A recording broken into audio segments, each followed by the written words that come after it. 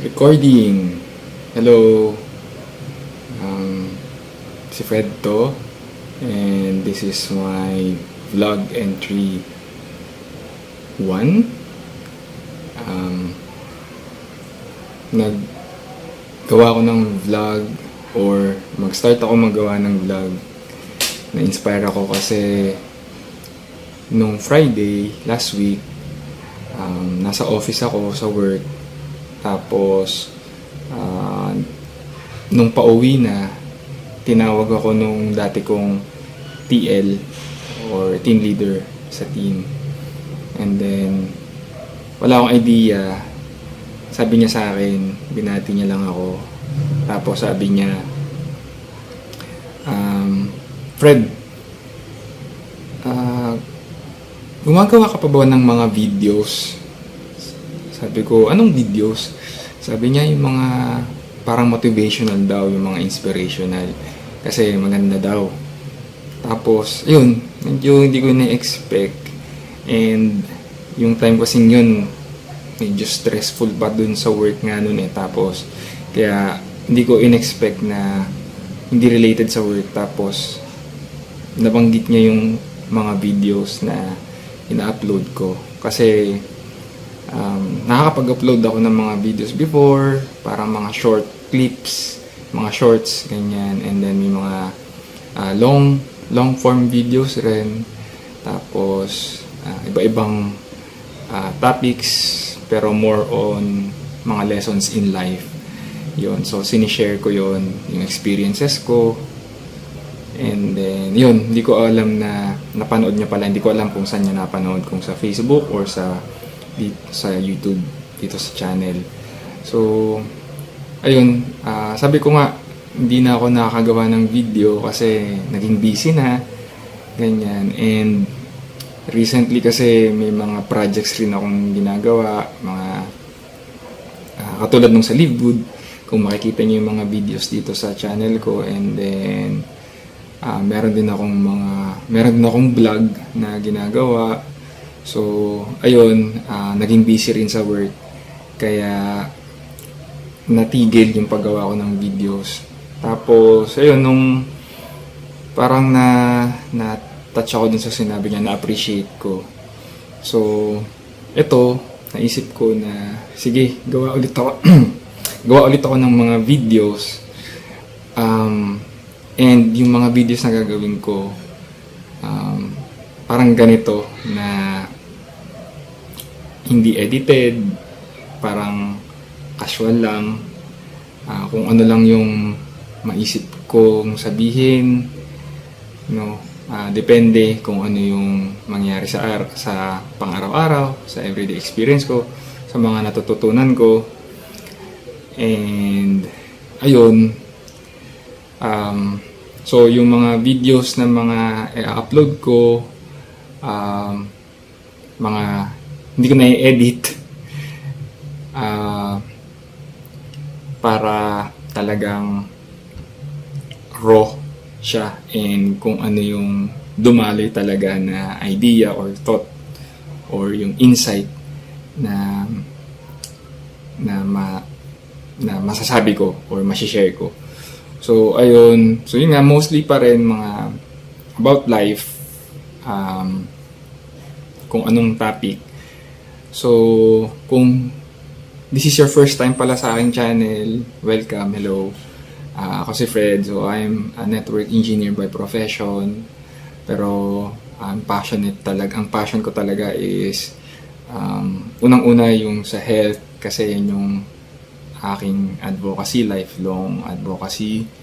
And then I'm also a writer. Nakapagsulat na ako ng books na self-publish. So, siguro kwento ko yan some other time. And then, ano pa ba? So, ayun. So, kaya yung mga videos pala na mapapanood nyo dito, may maririnig kayong mga background noise, no? So, as in talaga live recording, mga kahol ng aso. Ito nga pala, itong pinagre-recordan ko dito sa aking kwarto. na walang kama. Wala pang kama kasi kakalipat lang namin, wala pang 2 months nung September 30 dito sa San Pedro, Laguna. Yay! Galing kami ng QC. So, siguro sa ibang video na rin natin yun pag-usapan. Ito yung parang intro lang muna kung ano yung mga isi-share ko.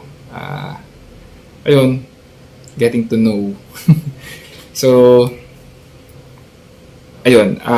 So ngayon, ang ginagawa ko is meron pa rin akong, as of this recording, meron pa rin akong day job. Yun nga, network engineer ako sa isang telecom company. And then, so yun yung ginagawa ko sa umaga. Tapos sabi ko nga kanina, pag afternoon, during my free time, nilalaan ko yun para dun sa iba kong ginagawa. Like yung sa Lidgood.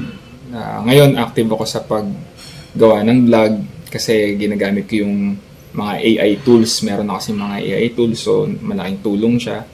Na-boost yung productivity ko. And then, ano ba? So yun. Tapos, just recently rin, meron ako na-discover na new hobby na actually hindi siya new. Parang rediscovered na hobby kasi nung bata ako, so yung biking pala, no? So yung mountain bike. So nung bata kasi ako, medyo nahilig rin ako sa pagbabike. Pero yung bike ko noon, yung regular lang, ordinary lang na bike. Tapos uso pa yon yung may angkasan. Yan, batang 90s. So kung nakaka-relate ka, yun. So ganon, yung uso noon, yung makikiangkas ka. Tapos doon kami nun sa Kalamba.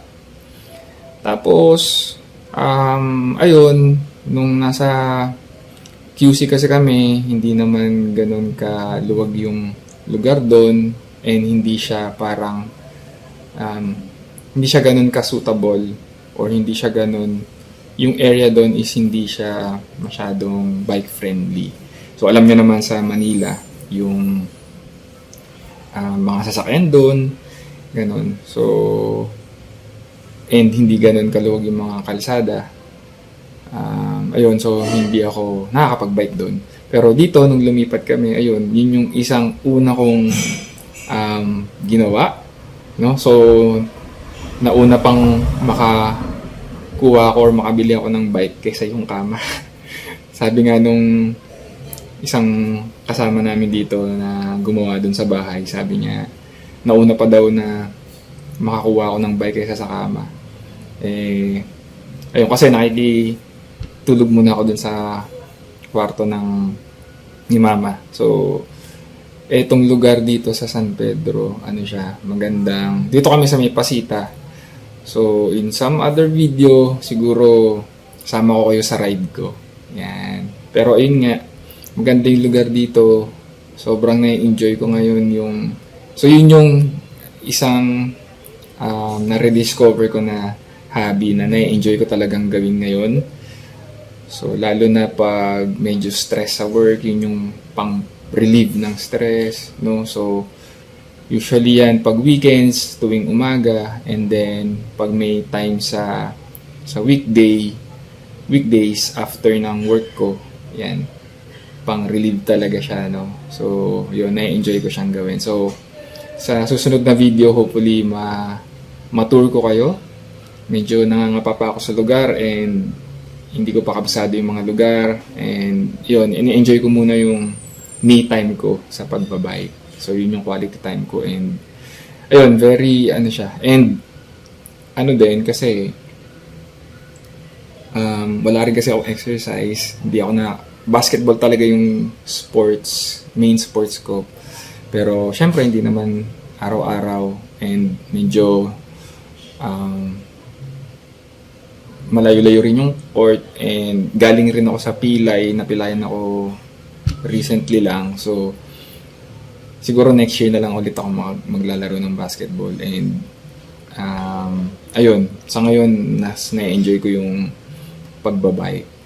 So, ayun yung nagiging exercise ko rin. So, yun yung para rin sa health, for health na rin reasons, and yun, super enjoy ko talagang gawin kasi nakakagala ako and na-enjoy ko talaga yung time ko. Very relaxing siya, super enjoy. So yun, then pagkatapos nun,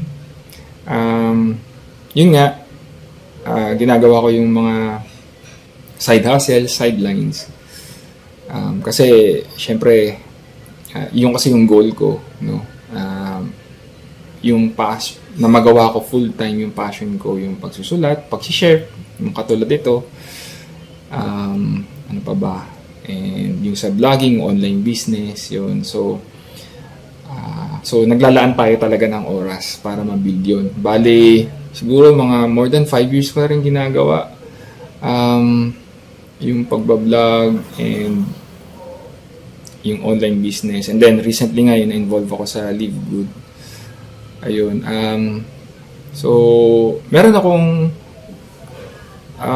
nakukuwang paunti-unting income doon through affiliate marketing, yan, and may sariling products, ganyan. So, siguro, pag-uusapan rin natin yun sa mga susunod na videos, mga business, yan, usapang business and finance. So, yun nga pala ang area in my life na wino-workout ko talaga ngayon. Actually, medyo matagal na. No? So,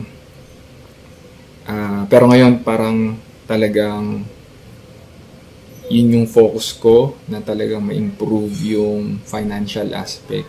No? So, kasama rin yan sa mga i-share ko sa mga videos dito. So, ayun. Ito nga, actually, ito, kumuha ko ng book ni Tony Robbins, yan, Money Master the Game. So, talagang inaaral ko talaga siya, no? So, syempre, pag meron tayong goal, meron tayong vision, kasamahan natin yun ng plan and action. So, ang isang best way na gawin natin doon is pag-aralan natin yung ginagawa ng mga nakagawa na, nung gusto nating ma-achieve. So, ang isang source ko doon, no, talaga books. No, ito talaga yung isang yung pagbasa ng books talaga, reading. Ito yung isang habit na very grateful ako, no. Actually dati hindi ako mahilig sa libro, as in yung mga book reports ko kinokopya ko lang sa kapatid ko. No, kasama yan dun sa kinuwento ko dun sa isa kong book, yung Ganito Kami Noon, no, kwento yun ng mga batang 90s. So, ayun nga, dati ayoko nagbabasa ng libro. Pero, ayun, dahil sa mga experience sa buhay, lalo na sa health, kasi yun nga yung advocacy ko. So, na-share ko yun sa ibang video kung paano ko nahilig magbasa ng libro. Out of, parang, dahil gusto kong makakuha ng information, ng idea, gusto kong matuto. Ayan, so ayun nga, yung mga dumadaan sa natin, sa aming kalsada. So, ayun. So yun nga, no, yung habit of reading books, yan yung isang malaking tulong talaga, as in books. Hindi naman books can change your life, pero yung matututunan mo sa books, pag in-apply mo siya, yun yung makakapagbabago ng buhay mo pag in-apply mo yung mga lessons, no? And madalas nga, lalo na sa mga non-fiction pala, no, speaking of non-fiction books, madalas, so babasahin mo siya, so meron kang magkukuwang idea, and then life goes on, may experience ka, and then pag nabasa mo yung same libro, iba na yung dating, no, parang may panibago kang insight. So, yun yung nakakatawa. Parang habang na-experience mo yung buhay, talagang nag-iiba, no? So, maganda na yung pala, in terms of knowledge and information, wisdom. So, maganda open tayo lagi sa mga ideas, sa mga knowledge ng ibang tao, diba? Kasi nagbabago talaga siya, no? Kahit ako, na-experience ko yun na Like for example, sa health or sa iba pang aspect, akala ko ganito yung yung tama or yung totoo. Tapos may natutunan ako, may nakita akong tao na napanood ko sa YouTube or nakilala ko ng personal. Tapos may iba silang perspective. Tapos nare-realize ko na, no, parang may ibang angulo pala. So, yun, maganda na open tayo. So, yun nga, going back sa books. So, yun talaga, siguro yung isang advice ko na, first advice is kung meron kayong kung gusto nyong ma-improve or mabago yung direction ng buhay nyo, get into the habit of reading books. No? Siguro kung ano yung passion nyo, doon kayo magsimula para syempre ma-enjoy nyo yung babasahin nyo. And then, hayaan nyo lang mag-evolve. No? So, ayun. So, ayun nga. Ito yung inaaral ko ngayon. So, yan. So, meron akong mga index card dito. Nagte-take down ako ng notes. So, as in talagang, hindi lang siya basa. Talagang aral yung ginagawa ko. Kasi, ako, honestly, personally, yung finance talaga yung medyo weak spot ko. For now. No? Pero, yun nga, inaaral natin. So, actually, ito rin yung isa sa mga binablog ko rin yung tungkol sa finance din. So, ayun, pag natapos ko yung book, i-share ko yung mga natututunan ko. Okay, so, ano pa ba?